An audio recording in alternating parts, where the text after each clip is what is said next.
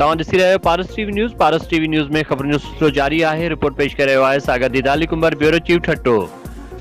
दड़ोलग मवाली मोरी ते दरगाह शानू शाह बुखारी जो मेलो हर साल जी हन साल भी वॾे धाम धूम सां लॻी रहियो आहे, जंहिंजो अॼु दरगाह जे गादी नशीन रईस अली अकबर ख़ान मंगसी संदन ख़लीफ़ो अब्दुल गफूर उर्फ कारो मंगसी जिन दरगाह ते चादर चाढ़े इफ्तिताह कयो।